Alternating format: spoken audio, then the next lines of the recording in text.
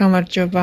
მამა დამეღუპა რამოდენიმე წლის უკან. დიდად კაი ურთიერთობა არ ჰქონდა, მაგრამ რო დამეღუპა, საათიც მასთან ერთად გაჩერდა 4:25 აკავდა. ამ ბოლო პერიოდში წინა წლებში ვაკვირდებოდი, რომ ჩემს სახლში საათი რო ჯდებოდა, ზუსტად ამ დროზე ჩერდებოდა. არასდროს სხვა დროზე არ გაჩერებულა ჩემი საათი. საათს აღარ ვყიდულობ, რომ არ გაჩერდეს. ხო და რა შეიძლება ნიშნავდეს? თქვენაერი სიტუაციის შემთხვევა არის ძალიან ბევრი. მოდი დავიწყოთ პირველი იმით, რომ ყველა ადამიანს ყავს თავისი ბნელი რაღაც სფეროში. მაგალითად, ბრაზში, ბევრ რაღაცაში. ყველგან არიან. ამათ აქვთ თავისი იერარქია, თავისი ლოგისტიკა, შეთანხმებულად მუშაობენ, სისტემას ეტყობა, რომ საერთო ბრძანება აქვთ და ერთნაირი მეთოდები აქვთ. ხელმოწერა საერთო, ამათ ახლა ქვემოდან აქვთ ბრძანებები, როგორ შეინიღბონ. შენ სიტუაციაში რა ხდება? წარმოიდგინე მოაზროვნე არსება, რომელმაც უნდა დაგეგმოს თუ როგორ გამყოფოს შენ სტრესში. ეხლა ეს რო გააკეთოს, როგორ უნდა მოიქცეს? პირველ რიგში უნდა იპოვოს შენი უკაცრავად და ერორები. რაღაც ისეთი რაც ნეგატივთან გიკავშირდება. თქვათ ეხლა თუ განვიხილავთ იმ ფაქტს, რომ ეს მოაზროვნე არსება დაინახავდა შენი და მამის ურთიერთობას, ეხლა დაგეგმა როგორი რაღაც. შენ რო პრობლემა ქონდა მამასთან და ეს ვერ დაასრულე, მან ეს იცოდა, არ არის რთული ეხლა რომ იმ განზომილების ენერგიებმა ამ განზომილებაში საათი გააჩერონ. მაგაზე წტომა აქვს. რა გააკეთავთ? პირველად გარდაცვალების დროს გააჩერა საათი, იმიტომ რომ დაინახა შენში დიდი გვემის პოტენციალი ამ კუთხით. საათი გაჩერდა, კარგი გაჩერდა. მერე ამან გაგიღვიძაო ფიქრები ამ საათს რომ მიაქციე ყურადღება უკვე ძალა მიანიჭე. უკვე იმან მოგაწოდა ფიქრები ჩაგითრია ფიქრებში უკვე რეაგირებდი თან სტრესით. შენი ფიქრი მას კვებავდა. საათის გაჩერება დაიწყო რომ შენ არ დაგვიწყებოდა და საათის გაჩერების დაწყებიდან საათის სხვა გაჩერებამდე მთელ ამ ხნის განმავლობაში რო ფიქრობდი ამ ყველაფერზე, როდესაც კი უკვე ეშვებოდი, ისევ გახსენებდა თავს რომ შენ ეს ტონუსი არ დაგეგდო ნეგატივის. ეგ საათი რო ჩერდებოდა, აი ყურადღება რო არ მიგექცია, თავისი წავიდოდა. შენ მთელი ამ ნეგატივობით მამაზე ფიქრის, რაც იყო, რა ვერ გამოასწრე, მთელი ამ ხნის განმავლობაში აძლიერებდი შენინებით, იმიტომ რომ არ იცოდი, მაგრამ ეხლა იცი. უნდა იცოდეთ ვინები არიან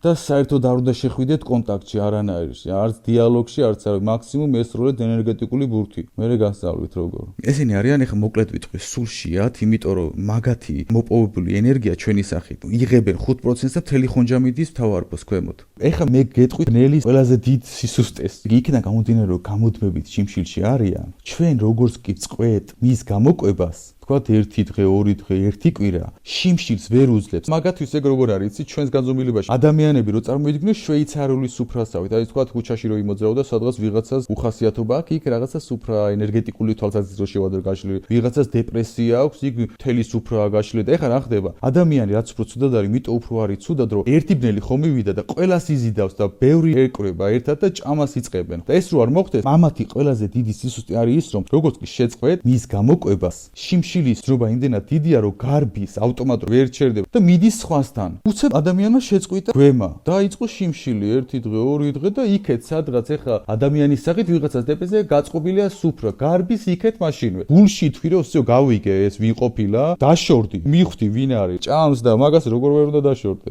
იცოდე ვინ არის ტერი, იცოდე მის სისუსტე რა არის, ცოტა მოითმინე და რომ მოშივდება წავა სხვაგან. სხვა ადამიანთან წავა, მოდი ესე ვთქვა. მამა სულ მესიზმრება. აი არ დამანება თავი, არ დამანება 24 საათი თავში ვიყავ. სიზმრებში ხდება თავდასხმა. ჩვენ რო ვიძინებ, ზოგჯერ როდესაც ადამიანი ბუნებრივად გადის ასტრალში, იქ მიდის ნადირობა ჩვენზე. ხო და რატო გვესიზმრება ცუდი რაღაცეები? რომ მე დაგვამახსოვდეს და მთელი დღე ვიფიქროთ, ხო? ის გესიზმრებოდა შენ მთელი დღე ფიქრობ, მას კვებავ შენი ენერგიით, მაგიტომ არის რომ დილით გამოწურული ლიმონივით ხარ. შენ შემთხვევაში როგორი სიტუაცია არის? შენ რო გადაკეტო კრანი, მაშინვე გაქრება. სიზმრებს უნდა შეეშვა. დილით რო დაგესიზმრება სიზმარი, უკვე რო იწყებს სიზმარი გახსენებას, სხვა რამე გადაერთეთ და თუ გახსოვთ, მაინც არ იფიქროთ. ბრძანება მიეცით თქვენ თავს, მაგაზე არ იფიქროთ, იმიტომ რომ მისი საკვები ხარ. და ეხლა კიდე რა გაგვიკეთეს? შექმნეს სიზმრების კულტი. ეს რო დაგესიზმრება ამას ნიშნავს, რომ შეჯდე ამაზე. კი არა რომ შენ აღარ გამოკვებო ეს ბნელები ამ სიზმრით. პირიქით, კვებას იწყებ. ისეთი სისტემა შეგიქმნეს. ხრიკები აქვთ უამრავი.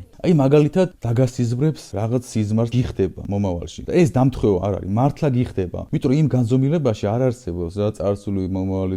იქ ისე გუგლავენ რაღაცებს, როგორც ხეთ ჩვენ დაგუგლოთ Facebook-ზე ვინმე ადამიანი. ესეთი მეთოდები აქვს. ერთ-ერთი მეთოდი არის ეს, რომ მომავალს გაჩვენებს, რომ შენ შეჯდე ამ სიზმარზე. ჯერ გიჭერს იმით, რომ გაინტრიგებს, მერე მომავალს გაჩვენებს. ჩვენ რო ამ სიზმარზე ვფიქრობთ, ჩვენს ტვინს გონია და ჩვენს ძალას, ჩვენ მინდა ეს სიზმარი, ამაზე რო ვფიქრობ. და შესაბამისად უფრო ხშირი არის ესეთი ცუდი სიზმრები, მაგრამ ეხლა შვალედებში ხომ უნდა დაგვასვენოს ჩვენ. რო ხარ ვყავთ ეს ხო არ მოკლავთ, ხო წველით. ისე ყავთ, ხვდებით? ხან შესვენებას აძლევს რომ დაიტენოს ენერგიით ადამიანი, მერე ისევ ახსენებს თავს და ესე და უნდა იცოდეთ ამის მოშორება არის წამებში, უბრალოდ შეეშვი. მოგივიდა ფიქრი? გადაერთე სხვა რამეს, კიდე მოგივიდა, გადაერთე სხვა რამეზე. კიდე და ჩვეულებრივად ისეო დამთავრდა. ეს ძალა არ არის ფანტაზია. ეს არის კანონზომიერებაზე დაქვემდებარებული ნატიფი ენერგიების, შენი სულის ენერგიების ძალა, რომელიც ძალიან ბევრი სპექტრი აქვს და ძალიან დიდ შედეგებს იძლევა.